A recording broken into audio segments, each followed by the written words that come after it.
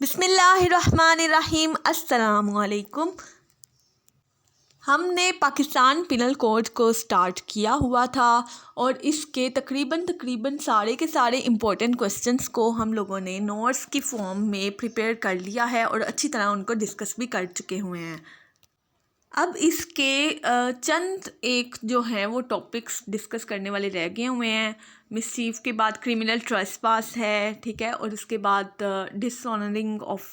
Check जो होगा वो उस पर थोड़ा सा देख लेंगे, केस लॉस को देख लेंगे उनको, और जो है एक डेफामेशन वाले क्वेश्चन को एंड पे हम लोग देख लेंगे। तो तकरीबन ये हमारी पाकिस्तान पिनल कोड जो है वो सारी की सारी कवर हो रही है, एंडिंग की तरफ हैं हम लोग इसके। और फिर इंशाल्लाह अज़ीम कोशिश करेंगे कि हम लोग इसके बाद पुलिस ऑर्डर और पुलिस रूल्स को डिस्कस करें इन डिटेल, क्योंकि उसका काफ़ी जो हैं वो कोलीग्स वगैरह और काफ़ी जो फेलोज़ हैं वो जो उस पे police order and police rules पे लेक्चर्स रिकॉर्ड करने का कह रही हैं। और उसके अलावा high court rules and order को भी हम लोग जो वॉल्यूम 3 है उसको भी डिस्कस करेंगे पहले, क्योंकि हम लोग क्रिमिनल सब्जेक्ट्स जो हैं वो पहले डिस्कस कर रहे हैं और स्पेसिफ़िकली हम लोग जो ADPP से रेलेवेंट जो सब्जेक्ट्स हैं ना उनको पहले जो है वो इन डिटेल डिस्कस करेंगे और बाद में CJ से और ठीक है उनके सिविल जो सब्जेक्ट्स की तरफ हम लोग मूव ऑन करेंगे। आज का हमारा टॉपिक है मिसचीफ, जो कि हम लोग डिस्कस करेंगे आज इन डिटेल, ठीक है। तो लेक्चर का बाकायदा स्टार्ट हम लोग दुरूद पाक से करते हैं। बिस्मिल्लाहिर्रहमानिर्रहीम। सल्लल्लाहु अला हबीबिही सय्यदिना मुहम्मदिन व आलिही व अस्हाबिही व बारक वसल्लम। तो मिसचीफ का जो रेलेवेंट लॉ है वो sections 425 to 440 of the Pakistan penal code 1860 है, ठीक है। डेफिनेशन ऑफ मिसचीफ प्रोवाइडेड है अंडर सेक्शन 425, ठीक है। पाकिस्तान पिनल कोड मिसचीफ को ऐसे डिफाइन कर रहा है कि whoever with intent to cause और knowing that he is likely to cause, यानी कि दो चीज़ें हैं, या तो उसकी इंटेंशन है कि वो करे या फिर उसका नॉलेज है कि वो जो कर रहा है वो कॉज कर देगी, वो चीज़ जो वो कर रहा है वो कॉज करेगी क्या, रॉन्गफुल लॉस और डैमेज टू द पब्लिक और टू एनी पर्सन, ठीक है। रॉन्गफुल लॉस और रॉन्गफुल गेन हम लोगों ने डेफिनेशंस में जो है वो पढ़ लिया हुआ था, ठीक है। सेक्शन 22 आई थिंक इसका रेलेवेंट जो सेक्शन है डेफिनेशंस के जो पार्ट में डेफिनेशन वाले लेक्चर में हम लोगों ने इन डिटेल पढ़ लिया हुआ है। अच्छा नहीं सॉरी, सेक्शन 22 नहीं, सेक्शन 23 है, ठीक है। सेक्शन 23 जो है वो डील कर रहा है रॉन्गफुल गेन और रॉन्गफुल लॉस की डेफिनेशन को। रॉन्गफुल लॉस की डेफिनेशन यही है कि loss by unlawful means of property to which the person losing it is legally entitled, ठीक है, जिसको नुकसान हो रहा है, ठीक है, वो जो था उस चीज़ का, उस प्रॉपर्टी का जो लीगली इंटाइटल था, ठीक है, लॉफुली हकदार था, कानूनी तौर पे हकदार था, लेकिन उसको नुकसान पहुंचा दिया गया, ठीक है, ये है रॉन्गफुल लॉस जो कि under section 23 of the Pakistan penal code define है, ठीक है। अब इसमें हम लोगों को पता लग गया मिसचीफ क्या है, विद इंटेंशन टू कॉज या नॉलेज, ठीक है, that he is likely to cause wrongful loss और डैमेज टू द पब्लिक, चाहे वो पब्लिक को नुकसान पहुंचा रहा है, और टू एनी पर्सन या किसी भी पर्सन को, और फिर वो इस इंटेंशन और नॉलेज के साथ कि वो रॉन्गफुल लॉस जो है या डैमेज पहुंचा रहा है, चाहे वो पब्लिक को चाहे किसी भी पर्सन को, ठीक है, रॉन्गफुल लॉस या डैमेज पहुंचाने की गर्ज से, नीयत से या उस नॉलेज से वो क्या करता है, causes the destruction of any property, वो तबाह कर देता है कोई भी प्रॉपर्टी को, या any such change in any property, या कोई ऐसा चेंज ले आता है प्रॉपर्टी के अंदर, और in the situation thereof, यानी कि उस प्रॉपर्टी की सिचुएशन में या चेंज ले आता है, या उस प्रॉपर्टी में ऐसा कोई चेंज ले आता है एज डिस्ट्रॉयज और डिमिनिशेस इट्स वैल्यू और यूटिलिटी, यानी कि ऐसा चेंज ले आता है उस प्रॉपर्टी में या उसकी सिचुएशन में जो कि तबाह कर देता है या फिर उसकी वैल्यू को कम कर देता है, यानी कि उसकी वैल्यू को या ख़त्म कर देता है या कम कर देता है, और वैल्यू को या फिर उसके मफाद को, उसकी अफादियत को, यूटिलिटी को, ठीक है। तो उसको ख़त्म कर देता है या कम कर देता है, और अफेक्ट्स इट इंजूरियसली, और या फिर उसको जो है बुरे तरीके से मुतासर करता है उस प्रॉपर्टी को, तो वो कमिट करता है मिसचीफ।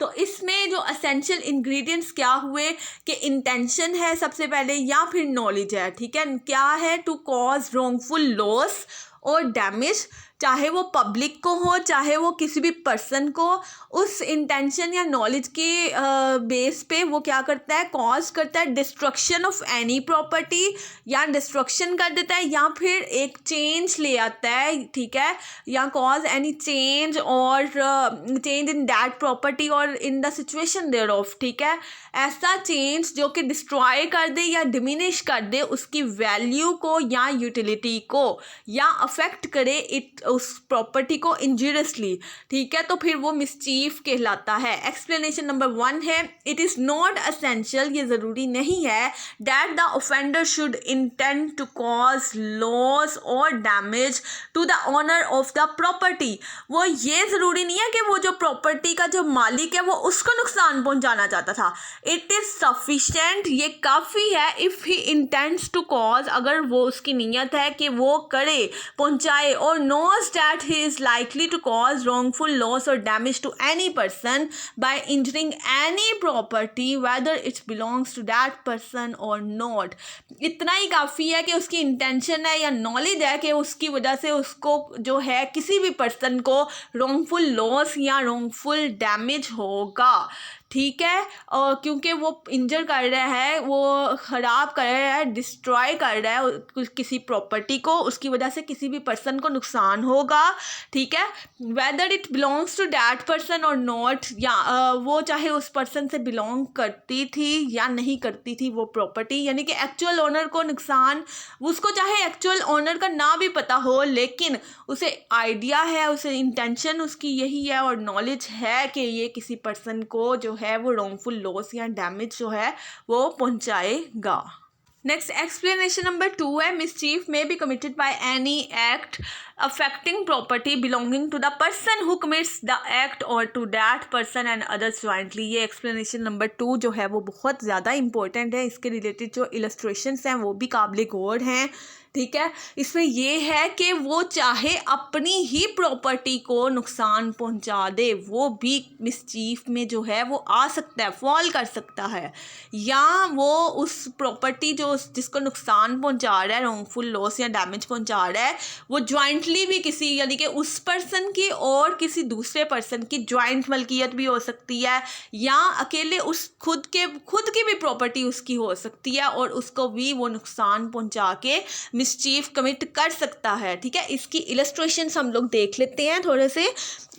इलस्ट्रेशन नंबर ए जो है ना वो मिसचीफ की बताई हुई है 425 सेक्शन के तहत, A voluntarily burns a valuable security belonging to Z, ठीक है। अब जी से वो बिलोंग कर रही थी वो प्रॉपर्टी, और उसने क्या किया है, उसको जला दिया है, ठीक है, एक वैल्यूएबल सिक्योरिटी को। तो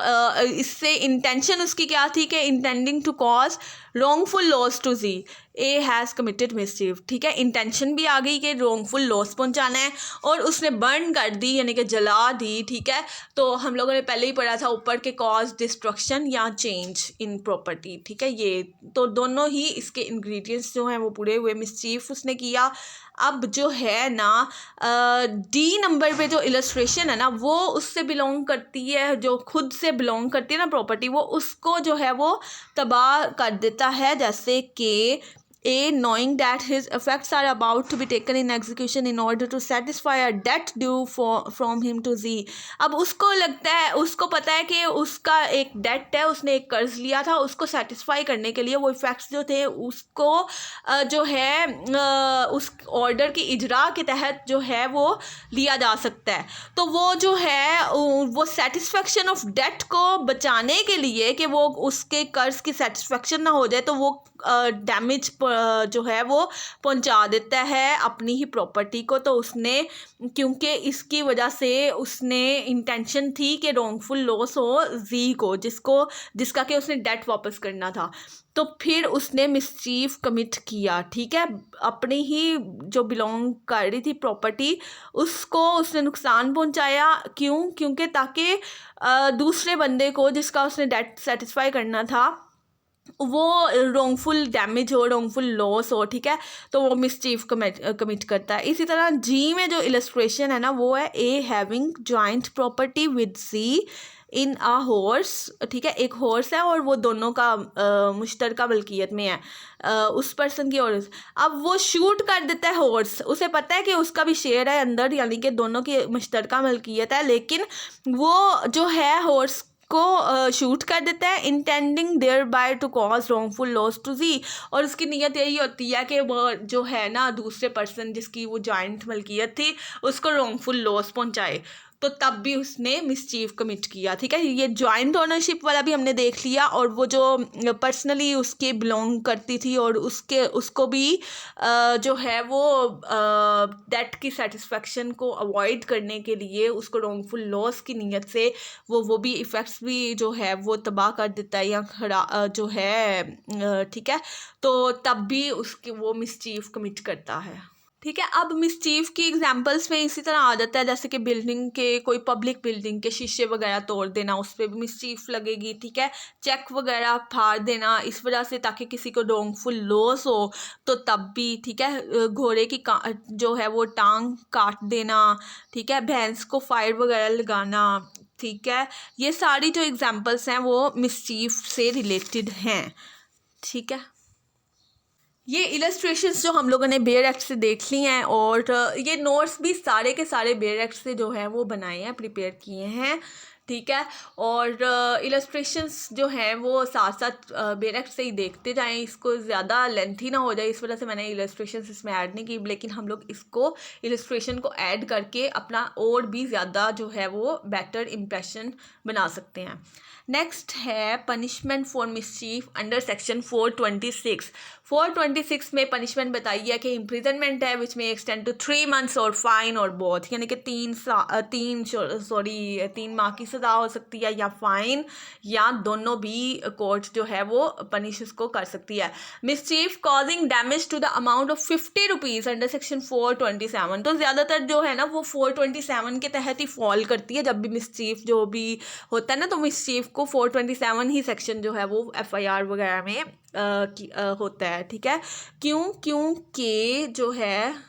नहीं सॉरी, ये आई थिंक ये सेक्शन जो है वो नॉन कॉग्निजेबल है, तो FIR तो नहीं, कंप्लेंट्स वगैरह जो है वो इसका होगा, बाकी सारे अगले जो हैं वो कॉग्निजेबल सेक्शंस हैं, 428 वगैरह, ठीक है, ये वाले जो हैं FIR में लग सकते हैं। नेक्स्ट है 427 में जो हम लोगों ने पनिशमेंट देख रहे थे ना, वो ये था कि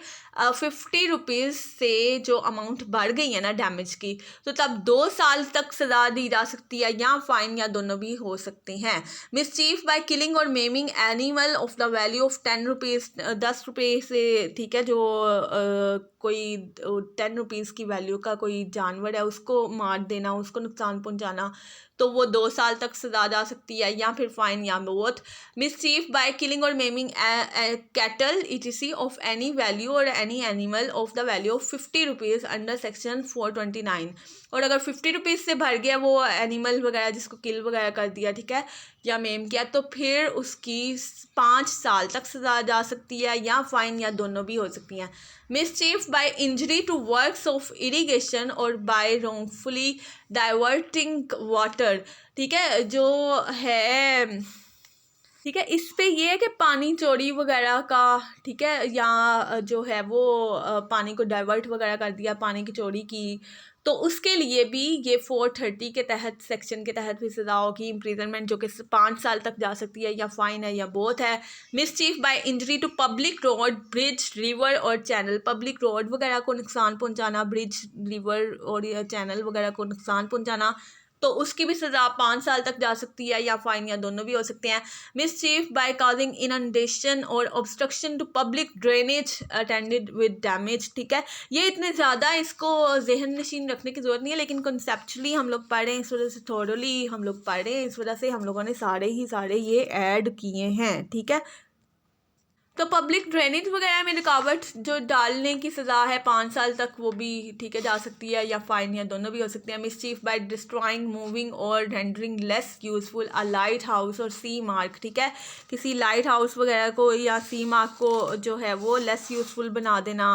ठीक है, यहाँ डिस्ट्रॉय कर देना, उसकी सज़ा है 433 में 7 साल तक जा सकती है, या फाइन या दोनों हो सकते हैं। मिसचीफ बाय डिस्ट्रॉइंग और मूविंग इट इज़ या land mark fixed by public authority, जो उन्होंने लगाया होता है कोई लैंड मार्क, ठीक है, तो उसको जो है वो रिमूव करना, उसको डिस्ट्रॉय करना, तो उसकी 1 साल तक सज़ा जा सकती है, या फाइन या दोनों भी हो सकते हैं। मिसचीफ बाय फायर और explosive substance with intent to cause damage to amount of 100 rupees और in case of agricultural produce 10 rupees, यानी कि अगर वो आग वगैरह लगा के या कोई एक्सप्लोसिव सब्सटेंस यूज़ करके, ठीक है, धमाके वाले सब्सटेंसेस वगैरह यूज़ करके कोई अगर तबाह करता है, या फिर अगर एग्रीकल्चरल प्रोड्यूस है उसके 10 रुपये की अमाउंट तक, या दूसरी जो कोई भी प्रॉपर्टी है उसको 100 रुपये की अमाउंट तक जो है वो डैमेज पहुंचा देता है, तो फिर इम्प्रिजनमेंट 2 साल से कम नहीं होगी, 7 साल तक जा सकती है, और इसमें फ़ाइन जो है वो प्लस होगा, ठीक है। इसमें है जैसे फसल वगैरह को आग लगा देना, ठीक है, अगर ज़रूरी प्रोड्यूस है तो उसको आग लगा देना, तो वो फिर 435 के तहत उसका होता है, ठीक है, FIR। नेक्स्ट है मिसचीफ बाय फायर और explosive substance with intent to destroy house, अगर घर में जो है आग लगाना उसकी 436 में है, उसमें उम्र कैद सज़ा हो सकती है, या फिर 3 साल तक कम से कम 3 साल कम से कम सज़ा है, और 10 साल तक हो सकती है, और फाइन तो साथ में लाजमी है। Mischief with intent to destroy और make unsafe a decked vessel और 1 of 20 टन्स बर्डन, ठीक है। अब ये जो वेसल वगैरह जो, ठीक है, पानी के ज़रिए से जो लेके जाते हैं, ठीक है, उनको नुकसान पहुंचाना, तो 10 साल तक सज़ा हो सकती है, और उसके 7 साल फाइन लाजमी है। Punishment for the mischief described in section 437 committed by fire और एक्सप्लोसिव सब्सटेंस, अगर वो वेसल वगैरह को फायर वगैरह से नुकसान पहुंचाया तो 10 साल तक सजा जा सकती है, और liable to fine also. Punishment for intentionally running vessel aground और ashore with intent to commit theft और mischief committed after preparation made for causing death और हर्ट। ये थोड़े इतने ज़्यादा करने की ज़रूरत नहीं। मिसचीफ की डेफिनेशन सारी और मिसचीफ का जो मेन सेक्शन है ना 427 जो है उसके तहत उसकी सज़ा और थोड़े से उसके केसेस जो हैं वो जो बाकी हैं वो भी इम्पोर्टेंट जहन में रख लें। और उसके अलावा जो है ना इलस्ट्रेशंस वो लाजमी इसकी जो हैं वो माइंड में रखें, ताकि इलस्ट्रेशंस में से ऑब्जेक्टिव क्वेश्चंस भी आ सकते हैं और दूसरे भी। ठीक है, ये 440 में यही है कि प्रेपरेशन के बाद अगर यानी कि प्रेपरेशन है, उसके पास कोई पिस्तौल वगैरह उसने रखी हुई है, ठीक है, गन वगैरह रख के वो मिसचीफ कर रहा है, तो इसका मतलब उसके पास प्रेपरेशन थी कि वो डेथ या हर्ट पहुंचा दे, तो तब 5 साल तक सज़ा जा सकती है और फाइन भी लाजमी होगा। तो ये था हमारा आज का जो लेक्चर मिसचीफ के बारे में। Thank you so much. अल्लाह हाफिज़।